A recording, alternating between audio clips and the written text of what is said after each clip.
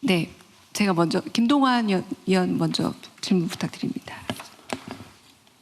성장경제분과에서 일하고 있는 김동완입니다. 먼저 대통령님께 감사의 말씀을 먼저 드려야 될 것 같습니다. 집권하기 전에 인터뷰 때 약속해 주신 금융시장에 대한 공약을 거의 100%다 초과다를 생각하고 있습니다. 네, 근데 이게 제 생각이 아니고 한 1,500만 우리 투자자들의 공통된 생각이고, 사실 우리 증권시장이 열린 이래로 이렇게 큰 대전환의 시기를, 그래서 요즘에 개인적으로 그 업계 선배님들, 오비 선배님들 만나면 아유 안타깝다고 어떻게 이런 시장을 못 보고 은퇴를 하셨냐고 그런 농담을 합니다만은 그 전쟁 중에 특별히 금융당국을 비롯해서 그렇게 소란스럽지 않고도 굉장히 급박한 상황인데도 어제 휴전이 있었습니다만은 한 달 넘는 기간 동안에 굉장히 주도 면밀하게 외환 또 금융시장에 대해서 또 이렇게 대응해 주신 것도 감사의 말씀을 드려야 될 것 같습니다. 그 전쟁 기간이 가장 치열했던 3월 기간 동안에 대통령님, 외국인 투자자들이 우리 우량 주식들, 주로 이제 삼성전자, 하이닉스 같은 것들이죠, 35조를 내다 팔았습니다. 이건 IMF 때 거의 준하는 셀 코리아가 일어난 건데요. 이걸 다 우리 개인 투자자들이 받은 겁니다. 통상 금융시장에서는 외국인 투자들은 장기 투자를 하고 매번 승리한다. 우리 개인 투자자들은 투기적이고 매번 실패한다. 이런 사실 잘못된 신화들이 존재하고 있는데요. 사실 35조를 계속 팔면서 이게 언제까지 팔 수 있을까라는 생각이 드는데, 어제 우리 한국 시장에서 3조 이상 다시 샀거든요. 비싼 가격으로 다시 산 겁니다. 그래서 제 기억이 맞다면 대통령님께서 작년에 뉴욕 출장하실 때 또 1월 달에 외국인 투자자들 앞에서 우리 시장에 투자하라. 다만 우리 국민들이 우리 우량 주식을 좀 빨리 더 많이 샀으면 좋겠다. 이런 말씀을 다음에 하신 오시면 걸로. 좋겠다고 그랬죠. 그러시죠. 근데 결국 그렇게 돼가고 있는 것도 이번 전쟁 통해 굉장히 의미 있는 전환점이다 이렇게 생각이 들고요. 그 기간 중에 삼성전자가 분기 영업이익을 57조를 냈습니다. 대통령님. 사실 제가 이 업계에 들어온 지가 92년도니까 이런 일이 이게 꿈인가 생신가 합니다. 사실 57조라는 게요. 작년 같은 기간에 6조 벌었습니다.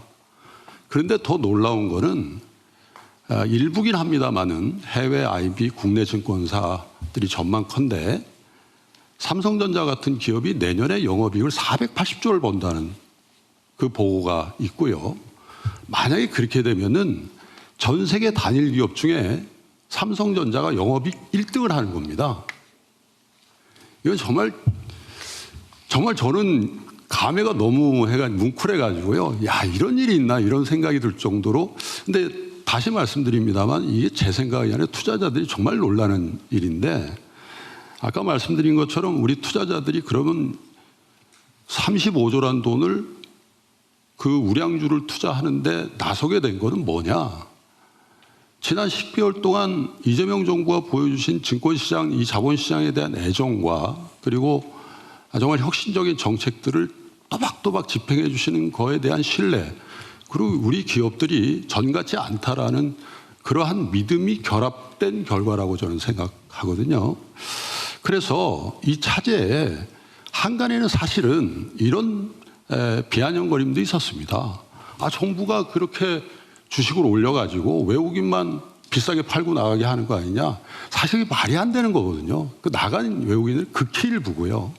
그런데 이번 차제에 저는 우리 주시장이 아주 체질을 근본적으로 개혁해야 된다고 생각합니다. 왜냐하면 우리 시장에는 개인도 외국인도 기관도 상대적으로 선진국에 비하면 단기 투자들만 하는 겁니다. 외국인이 한 달 동안에 37조를 팔았다는 거거든요. 그래서 물론 주식시장은 사고 팔아야 되는 마켓이지만은 미국 같은 선진국들은 그 베이스에서 굉장히 장기 투자자들, 예를 들면 인터뷰 때도 말씀드렸습니다만은 401k 같은 전 국민이 거의 참여하고 연기금들이 우량 주식을 계속 사주고 또 외국인들도 장기 투자를 해주고 그러기 때문에요. 그래서 두 가지 측면에서 건의를 좀 드리고 싶은데요. 아까 우리 노후 문제도 이제 발제 가운데 있었습니다만은 사실 이 부동산 불패 신화에서 어떻게 해서든지 산업 금융 쪽으로 자금을 환류시키는 노력의 일환으로 이 금융시장을 접근하고 있는 거라고 이해하고 있는데요. 장기 투자를 하려면요, 배당이 우선입니다, 대통령님. 배당을 꼬박꼬박 받았는데 그게 부동산에 투자하는 수익률과 혹은 은행에 예금하는 수익률보다 결과적으로 이게 높고, 그리고 배당을 꼬박꼬박 하는 기업들의 주가는 우상향할 수밖에 없습니다. 배당 재원이 있어야지 배당을 할 거고, 배당 재원은 영업이익에서 나오는 거니까요. 그래서 어떻게 해서든지 우리 개인 투자자들이 배당을 받고 그것이 노후 생활에 도움이 되고 또 장기 투자를 할 수 있는 여건을 마련해야 되겠다. 그래서 제가 대통령께 그 인터뷰 때 여러 가지 그 건의를 드렸는데 한 가지가 지금 안 되고 있는 게 있습니다.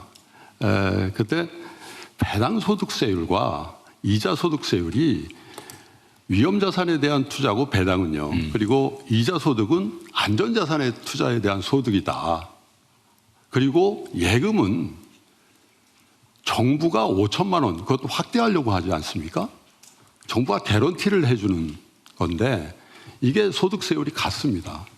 그래서 정부가 배당을 많이 하는 기업에 대해서 배당 분리과세의 길을 열어주셨지 않습니까? 그건 사실 기업으로 하여금 배당을 많이 촉진하기 위해서 한 정책인데 그 배당을 받은 소액 투자자들은 여전히 배당소득세를 내기 때문에 분리과세하고는 관계가 없습니다. 왜냐하면 분리과세는 종합소득세를 내는 자산가들만 해당이 되지 않습니까? 그래서 세제 문제이기 때문에 좀 신중해야 되겠습니다만은 이 전환기에 한시적으로나마 이 배당소득세율에 대한 배당소득세율을 만약에 건드리기가 어렵다면 소액 투자자들에 대한 한시적인 배당소득세에 대한 세제 혜택을 주는 상품이라도 좀 만들어서 우리 국민들이 우리 우량 주식에 대해서 장기 투자할 수 있는 기회를 이번에 한번 마련해 보는 게 어떤가 하는 건의를 드리고 싶습니다. 또 하나는 우리 금융이 이제 발전을 해야 될 텐데 우리 금융회사들이 단기간에 세계적인 금융회사가 되기는 현실적으로 어렵지 않겠습니까? 규모도 그렇고요. 그런데 지난 한 10여 년 동안 우리 국민들의 금융에 대한 문해력은 이미 세계적이라고 생각합니다. 그래서 성인뿐만 아니라 초, 중, 고등학교 그리고 군대에 있는 국군 장병에 이르기까지 금융 경제 교육을 정말 실천적으로 그냥 교과서에서 배우는 게 아니라 금융회사도 가보고 또 관심 있는 학생들은 기업의 탐방도 가보고 또 금융기관들을 관리하는 관청에도 가보고 이런 실제적인 교육 프로그램을 만들어서 이제 제조업에서 어떻게 해서는 우리가 조금 다변화해서 금융이라든지 콘텐츠 쪽으로 가야 될 텐데 그런 금융교육을 실제화하는 그런 시도를 좀 해주셨으면 좋겠고 이 교원들이 많이 모자랄 겁니다. 그런데 금융회사에서 퇴직한 많은 인재들이 있습니다. 이분들을 재교육시켜서 금융교육의 현장에 보내는 것도 한번 건의를 해보고자 합니다. 감사합니다. 네. 어쨌든 자본이 비생산적인 분야, 아주 대표적으로 부동산 시장, 거기에 잠겨 있는데 이 비생산적인 분야에서 생산적 분야로 전환시키는 건 뭐 이번 정부의 최대 과제 목표이기도 하니까요. 계속해야 될 일이고. 근데 배당 소득이 지금 분리과세에 대해 있어서 소액일 때는 예금이자 예금 소득에 대한 것보다 높지만 그게 고액이 되면은 예금이자에 대한 과세가 훨씬 더 많지 않아요? 네. 소액일 경우는 주식 배당 소득에 대한 그 과세가 좀 적은데 예. 이 분리과세 돼 있으니까. 네. 근데 예금 이자 소득은 분리과세 대상이 아니어서 고액이면은 세금이 훨씬 더 많을 건데. 그래서 제가 말씀드린 게 소액 투자자들도 소액만. 예, 그 배당 소득의 분리과세를 이제 자산가들이나 검토해봐야 될 것 같네요. 일반 투자자들 뭐 5천만 원, 3천만 원 하는 투자자들도 장기 투자를 해야만 이분들이 성공할 수 있기 때문에 그 말씀을 드립니다. 네, 뭐 일리 있는 말씀이시고요. 어쨌든 이것도 우리가 검토하고 있는 것 중에 하나인데 장기 보유에 대한 인센티브 제도 도입해야 되는데 이게 경영권을 행사하는 소위 지배주주들한테 이익이 몰아질 가능성이 많아서 그래서 소액주주들만 대상으로 하는 그런 것도 한번 검토해 볼 수 있을 것 같아요. 장기 보유에 대해서 세제 혜택을 주는. 예. 근데 뭐 주식 양도소득이 거의 제로 상태라서 지금 해버리지가 거의 없는 상태인데. 근데 이 문제는 지금 거래세를 사실상 부활했는데 거래세는 그냥 뭐 손해를 보든 이익을 보든 다 내는 거라서 사실은 문제가 있죠. 네. 근데 지금 다행히 주식시장이 활성화돼서 거래세 세수는 많이 늘었는데 사실은 거래세하고 양도소득을 바꿔야 되거든요.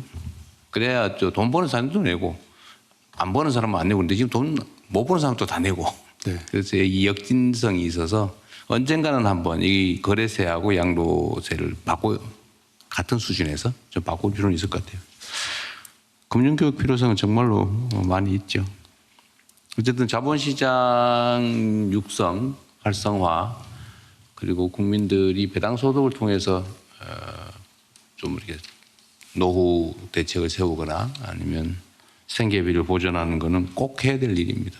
이 자본주의 시스템은 영원히 포기할 수 없는 제도인데 활성화되도록 해야 되겠죠. 재미있게 보셨다면 구독, 좋아요, 알림 설정까지 꼭 눌러주세요.